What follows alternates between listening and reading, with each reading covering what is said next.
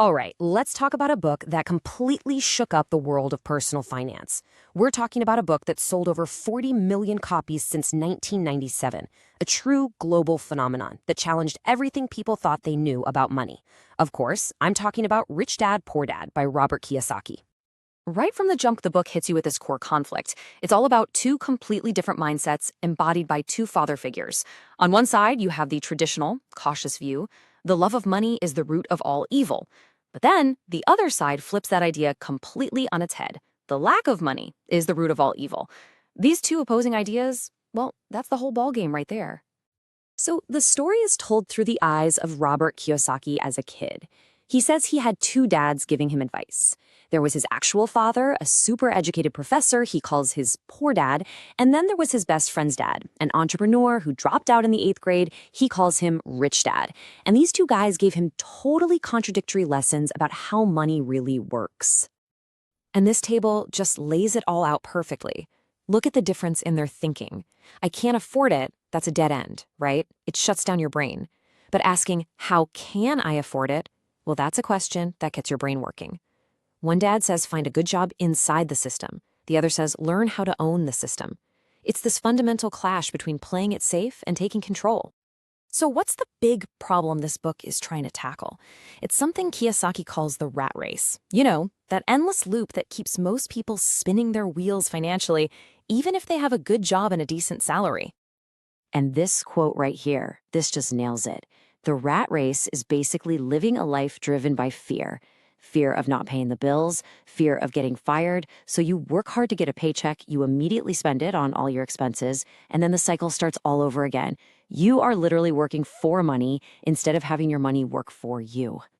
And here's the kicker. According to Rich Dad's way of thinking, relying only on a salary is actually a really shaky plan for the long run.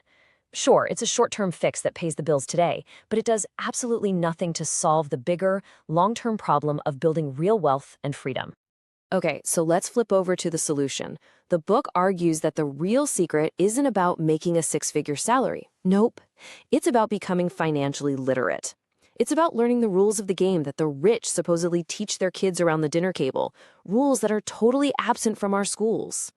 So the book asks this really powerful question to get us to the most important concept. What's the one thing, the single most important rule that you have to understand to start playing the game like the rich do? And the answer is so simple, it's almost brilliant. You have to know the difference between an asset and a liability. And Rich Dad's definitions are super straightforward. An asset, that's anything that puts money in your pocket. A liability, anything that takes money out. That's it. The whole game is to spend your life buying assets and avoiding liabilities. So let's look at some examples.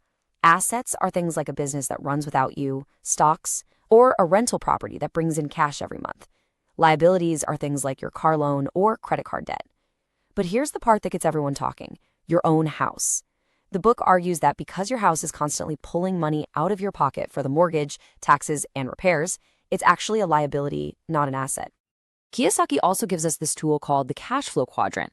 Most of us are on the left side as an employee or maybe self-employed, which means we're trading our time for money. The book says the real path to wealth is to move to the right side, to become a business owner with a system that works for you, or an investor whose money is doing all the heavy lifting. Now, the story of how this book even got published is pretty wild. It was rejected by publisher after publisher, so Kiyosaki just decided to self-publish it back in 1997. It really only took off after he started doing talk shows, especially a big appearance on Oprah. After that, it just exploded. And the numbers, well, they speak for themselves. Over 40 million copies sold. That's just incredible. It's proof that this message hit a nerve with people all over the world who felt like the old financial advice just wasn't working anymore. And its fame was definitely fueled by some heavy hitters. I'm talking about people like Oprah, of course, Will Smith, who said he used it to teach his own kids about money, and big-time entrepreneurs like Donald Trump and Damon John. When they got behind it, it became a household name. Okay, but, and this is a really big but, for all its massive success, this book has some fierce critics. In fact, it might be one of the most polarizing personal finance books ever. So we gotta look at the other side of the coin. And this quote from financial critic John T. Reed, "Wow, It pretty much sums up how the opposition feels. Critics don't just kind of disagree with this book. Many of them think its advice is genuinely harmful and totally irresponsible. So the major complaints pretty much fall into a few big categories.